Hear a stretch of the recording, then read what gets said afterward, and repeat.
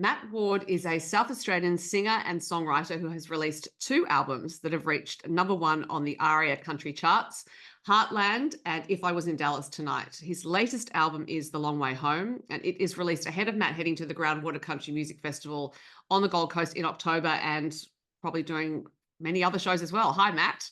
How are you, Sophie? Thanks for having me on.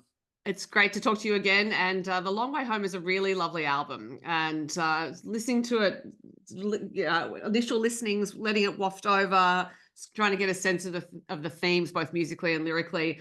And it seemed to me that some of the songs are about safety and home and connection. And I also felt like you gave the listener that experience, if that makes sense. Like I kind of felt all those things not only through the lyrics, but the way you were singing them and also the music that you had put to them. So it was just this whole sense of being cocooned inside the album experience.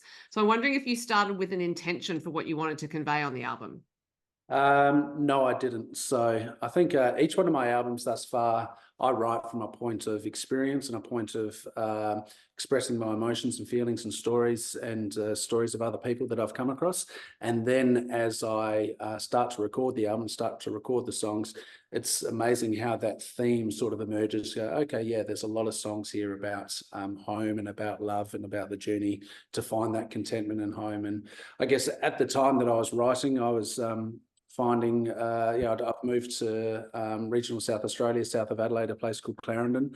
And I was, doing that with my new partner at the time and her stepkids. And we wanted to surround ourselves in the natural world. And so there was multiple elements going on there that naturally came together. And I also went down to Tasmania to write, where Matt Fell is based, at Wilder, Tasmania, and he's surrounded by mountains there. And every day I would get up, go for a walk with my dog in the rainforest and the temperate forest, and then come back and write. So both, I guess, my background and that writing experience brought a lot of those things together. And then I love that process of going, I had about 10 or 11 songs, and there was a couple there that really just didn't fit. And so culled them. And I think that notion of being ensconced in that journey about home, the album is 8 songs, so it's not incredibly lengthy. I know lots of people these days have been releasing 22, 23 song albums, like, you know, the Zach Bryans, but Tyler Child released an 8 song album in that time as well. So I wanted that experience to be quite compartmentalized and a bit of a journey in that album itself. So, yeah. I think it's an acknowledgement that, you know, the album is the arc you want it to take. And so there is no magic number there. It could be 5 songs and they might all be, 6 minutes each sort of thing, or it can be 8 songs of varying length. You're the artist, you get to say what the album is. Yeah, absolutely. I remember the first album, I woke up in the middle of the night trying to think what order they should come in. And I had this light bulb moment that you could actually turn it into a concept album if you had the songs in a certain order and actually told a story. So I just love those creative threads that pop to you in the middle of the night sometimes. Yeah. So you mentioned that you went to Tasmania to write the album. You also would have gone there to record it because Matt's based in Tasmania. Were they the same trip? Were you actually writing and then going into the studio? No, so I headed down. I released my second album in November 21. That was in the midst of COVID and the borders opening and Tamworth being delayed, et cetera, et cetera. And I fell in a bit of a hole for 6 months creatively. And then my partner at the time, well, wasn't quite my partner at the time, was encouraging me, go write. And so I headed down to Tassie, and the idea was just to start writing, and that was in July of 22. And then I went back in February of 23 to do the recording. Okay. So at the time you take those songs to Matt that you want to record, do they change further? Like you go in with this certain idea of what you're doing. Does he then, as your collaborator, look at them and say, well, actually, I think there are some things we can do here? Not too much, actually. So Matt always has great advice in terms of production and instrumentation, and certainly we work together on a few tweaks in the songs in terms of chord progression and maybe losing a bridge here, or maybe introducing a different endings and making sure that all the endings aren't necessarily the same, because you want to mix it up on the album. But the songs as they are were pretty much as I wrote them, I'm really proud of that. Although there's one co-write on there with Jeff Gibson, which I'm really proud of as well. But all the songs are mine as they were pretty much written. Yeah. Should I also say I have a copy of it, which I didn't hold up at the start, and it is on your label, Heartland Music Australia, which is a label you established a little while ago. So how is it going running your own label? It has been a learning experience. It was always intended to be certainly a label in name, but not necessarily more of a community. And I wanted to provide a platform and support a number of friends I have in the industry, such as Amber Ray Slade and Nathan Seeks, to release their music and help them navigate their way through the mire, which is releasing music on digital platforms these days. So I partnered up with Czech Label Services and Will Osland at the time, and really it was a community, and I wanted, and the primary reason was to have a sort of consistent artistic base from which to release my music. So there are labels out there in Australia, and they range from pop through to the more alternative Americana, which is probably where I sit in. And I wanted to find a number of artists who really put the song first, have lived a lot in their life as well, and so they're more mature artists, and have that, I guess, curate that artistic base from which I could launch my own music. And I think that's definitely worked. I'm also interested in the idea of you having that base you've created for yourself and how it feeds into this new album, because I think this is a more vulnerable album for you than you've had in the past. And that vulnerability, I would theorize, comes from a place of actually feeling safe. Like you've created that safety for yourself. Yeah, absolutely. And that probably does play out in the label, and probably more so just in safety in where I'm at in my personal life as well. And the second album was a lot about my travels between Australia and Texas and getting up to no good, and those, good fun stories as part of the way. But yeah, this one's it is. I know people say it, but it's definitely a personal album. All the music I write is personal, but this one's definitely deeper personal, and with lots of references to, I guess, probably falling in love, and also to my dog Shooter as well. So, and the landscapes that surround me, and those things I love. And country music is the matter of the road and the heart and of country as well. And I hope I've weaved them together. Yeah. So Shooter has a song that you wrote, Find You a Valley. I'm wondering what Shooter has brought to your life, because people who don't have dogs might think, oh, just a dog, but they're never just a dog. Yeah, that's right. In the spirit of being truly vulnerable, I think Shooter, I guess, started to open my heart a little bit. So, I got Shooter later in life, and I've done lots with my life, and had lots of adventures and the like, and there's probably something missing slightly there, I'd have to say, and it's a bit vulnerable to even say and admit that. And he probably started to open and soften up my heart a little bit, and it was probably an avenue towards then finding home and feeling a little bit more settled in my life as well. So lots of adventures, but also probably the ability to know how to give more and to open up your heart a little bit more as well. Does he make a good traveling companion? Yeah, absolutely. So the first trip I took to Tassie in July 23 was the first time I'd gone on a road trip with a dog. And it sounds trite, particularly for those that have kids and the like, and I've got a couple of stepkids, but for me, it's like, oh my God, I'm traveling with a companion. I got to look after Shooter. I got to stop and let him pee and stuff. Yeah. But to be able to look in the back seat whilst I'm traveling and know that he's there, it filled my heart. Yeah. So the road trip to Tasmania, does that mean you drove to the ferry and then put the car on? Right. Yeah, and he had to go on the kennels overnight on the ferry, but he was pretty good about it. So, look, yeah. Controversial decision. Dogs, don't necessarily like to be separated from the pack, but so, and I do love that you created a song for Shooter. I think anyone who's connected with a dog or any animal they love really will relate to the animal opening your heart, because I think there is something about the fact that they are a physical presence as well as an emotional presence, and it's hard to describe unless you've experienced it. Yeah, that's right. So, and he's got 3 dodgy hips at the moment, and he's almost hopping around on 3 legs. So he'll have a short life. So it's great to be able to write the song for him, and I've also got a film clip that involves him as well. So yeah, well, 3 dodgy hips is better than 4. I think a lot of dogs seem to get dodgy hips. It's just the nature of it. But moving on from Shooter, and you did mention the natural world, and it is referenced in the song Find You a Valley, which you wrote for Shooter and about Shooter, as it is in Petrichor, which precedes it on the record. Now, you have a PhD in ecology and you are a trained ornithologist. So you have committed yourself to the natural world, and you talk about going to Tasmania and writing and the natural world influencing you. I'm wondering about the stories you see in the natural world and how that feeds into you, into what you do as a songwriter, like whether you're actually looking around and getting these sparks from what you're seeing. Yeah, absolutely. And I think I'm really fortunate in having having that background. When I'm in the natural world, I can actually switch a little bit from off around what's around me, but then switch on around those other creative connections that art can actually give you. So hearing the bird song, and thinking about plant names and the like, and realizing that I know them technically, but as I've sort of written in that song, it's actually more personal if you're talking about the natural world in ways that are sort of less technical. So again, I probably feel a little bit settled in the natural world because I do have that grounding in it, and I do understand a little bit around what's going on. And then that opens up the more creative side around the natural world as well. And I think a very base of country music in its truest form is drawing those metaphors between the human emotion and the landscape around you, because so many, I mean, the heart of country music was in, the struggles of people living in regional parts of America, and then that goes all the way back to various parts of the world in Ireland and Africa as well. And so that link between the natural world and the music is a very, very, it's at the essence of country music, I reckon. Mm-hmm. And also, in that part of your working life, in ecology, you have been very much involved in saving a particular species, I think, on APY lands. Is that right?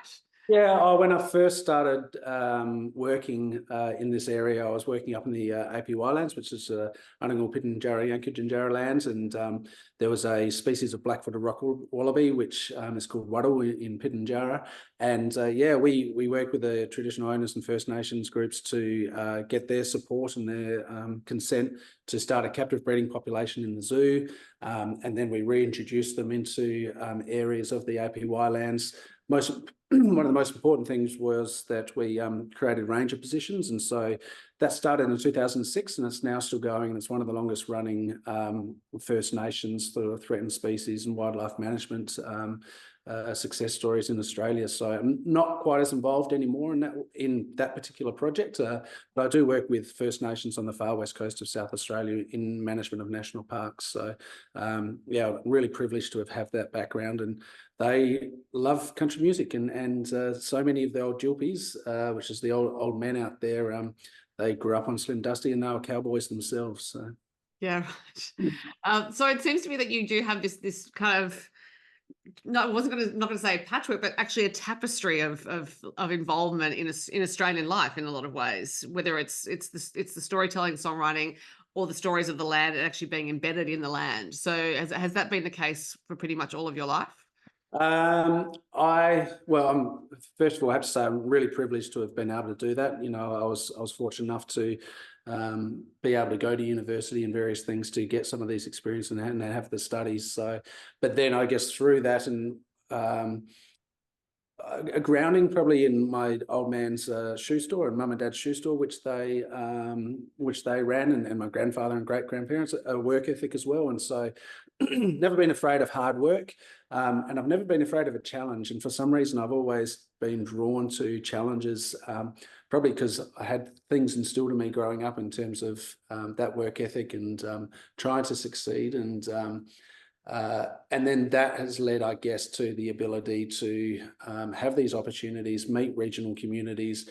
I think the grounding in the shoe store also allowed me to understand community and to connect with community members as well, and have conversations with community members and see life from their perspective. And my dad has always drilled that into me in terms of understanding things from other people's perspectives. So I guess a combination of luck, hard work, for some reason being drawn to challenges, and that grounding in being able to connect with people, I think has led to a bit of that tapestry as well. Now, picking up the theme of challenges, or perhaps they're not a challenge, chicken. You have them. Are they a challenge or not? Cleaning out their coop is a challenge. I did that this morning, and you may note that I'm a little bit raspberry. I'm recovering from COVID, but sometimes I think maybe I stick my head in their coop a little bit too often. There's no bird flu going on here, though, but that's okay.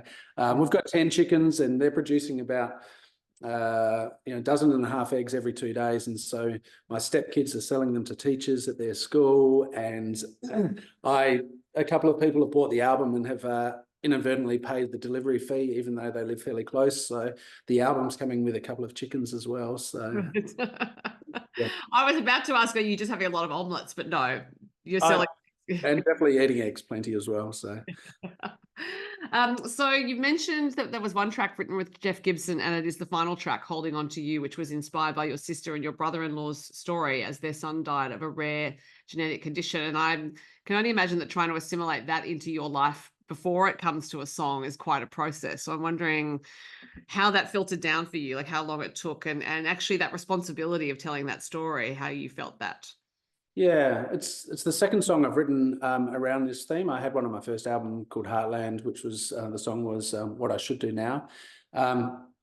For me, so yeah, Michelle and Marty lost Sam when he was 4 years old, and the thing that sticks in my head is that when couples lose children, there's an incredible stat around 80% or more of those couples divorcing or separating when they have lost a child. And Marty and Michelle have turned it into a real positive, and they've raised over $1 million for the Women's and Children's Hospital here in South Australia. So the driver for me was to at least write a song about this experience and about celebrating the fact that they have stayed together through that and turned it into a positive. There's a bit of me intertwined there. I don't know if it was just the time of my life, but it probably coincided with a time of my life where I went to explore myself a little bit more. And so probably some of the stories in those songs probably relate a little bit more to my own processing of that matter. Grief's a funny thing. You never know when you've processed it, and you never know when it might pop up. And I mean, Sam wasn't my son, but I was his uncle and his godfather, but he never actually got to the point of actually communicating with any of us. He died when he was almost 5, but that whole time he never communicated apart through visually. So the grief around Sam is still, I don't know if it's unresolved for me, but yeah, it's a little bit of an unknown around, it never finishes, I guess. And so point being, I think it's a really nice way to celebrate Michelle and Marty's, I guess, ability to turn that grief around into a positive, and part of it is just me processing my own feelings as well. Yeah, and I think it points to the power of creating art. It's that and that sense you would have. You were talking about the community around your parents and your grandparents' shoe store is understanding the role of stories and what they mean to people and connection, and so that's part of your job. Absolutely. And a bit of a side one to that is my dad lost his brother through whooping cough back in, this would have been the 50s, when his brother was only 7 or 9. And when we were processing Sam's death, and Dad as his grandfather, he never got to process the grief of his own brother, because back then in the 50s, his dad, there was no funeral. He was back to work the next day. And so that story of my dad having to process grief from 50 years ago, as well as his own grandson dying, is just, very powerful. Yeah, because I think it is one of the human experiences that is as present as ever, as it was. What happens, just we've become, I do think it's part of what's so moving about humanity is how we manage that particular emotion and get through the day. Yeah, that's right. So songwriting for me is a process is processing of emotion. So came together. And also I think for audiences, it's having the songs there to listen to can be the help. Exactly right. And I've had people come up to me having heard those songs live saying, that they were crying, and that, that really meant them a lot for them from their own experiences. Yeah. So talking of live, that's a lovely segue for me. Thank you, Matt. I'm about to talk to you about the Groundwater Country Music Festival in October. Have you been to Groundwater before, either as a punter or as a performer? Yes, I was fortunate enough to play in 2021. So it was at that time. I think I was announced as the first lineup anyway, and then in the end, I think only Queenslanders and South Australian artists and maybe Western Australian artists could make it at the time because of COVID. So I was really fortunate to share the stage with Troy and Brad on the opening night back in 2021. So I cannot wait to get back this time round, and I'm taking up a 6-piece band with fiddle and the whole lot, and we're going to deliver a really fun show. In 2021, did you have to sneak in through a corner of Broken Hill in order to get to Queensland? No, we flew up there. So I was just thinking of having flashbacks. I remember all those convoluted things people had to do anyway. So this time around, what are you expecting of the festival? Are you expecting it to be bigger and better? I'm definitely expecting more audiences this time. So because last time was in COVID, for myself, I think the band shows, because we are taking up a fiddle player and we've been on the road all year, so the band is really, really tight, and yeah, we're just hoping to deliver high quality performances. So, yeah. Now, at this point in your career, you have a few songs to choose from. So when you're putting together a set list, I would imagine there's a bit of back and forth. Do you have some favorites that always stay in the set? At the moment, so yes, I've got a song from my last album called Tattoos, Tracks and Country Music, and it is it's a pretty simple song. It's a bit of a reflection on the country music scene, a bit tongue in cheek, but it sits on a groove, and there's only 3 chords in it. And the fact that it sits on the groove, that for a live show, it's always a killer, and some chunky guitar in there as well. From my recent work, the song Petrichor, I haven't released it as a single, but live, it's been really, really well received, and I'm really looking forward to playing that one live as well. And the opening track from my album, Come Home Safe, is a really upbeat, fast, a bit different in terms of its vocal delivery style. And playing that live is high energy and a lot of fun. So it's almost like country punk almost. So I'm looking forward to it. When an album comes out, do you tend to feel like, okay, that segment of my life I've documented, I leave it there. Obviously playing the songs live, and I'll have a relationship with the audience, and I'm looking ahead? Or do you actually give it its time? You know, you just sort of run it through the shows and then don't think about what's next? That's a really good question. Yeah, I'd have a view. I think a manager might have a different view. A manager might be, you know, all right, start writing, start releasing, because at the moment it's all about the digital release and dropping singles. And I've dropped 4, and there's 8 songs in the album, so I won't be dropping any more singles from it per se. I would love to get back to writing as soon as much possible, but I think because this one's been such a large part of my life, I've moved house, I've got a partner who's also creative, and she needs to do some things and explore some things. She's been putting her stuff on hold whilst I've been releasing my album. I think I'm going to let this one sit, let the songs come to me, and probably still try and play live as much as possible, because I've got albums to sell. And Well, I want that to go on. I mean, it's that whole thing about, you know, releasing signals on a time frame is just, this is not paint by numbers. You know, the very process that you talked about with the songs you've created for this album comes from a particular place in your life. It's like they bubble to the surface, and then there's a curation process. There are some that you didn't record. That's not easy to do, and it may look easy from the outside, because like, oh well, here are these great songs and they're done, but it takes time, and it takes skill, actually.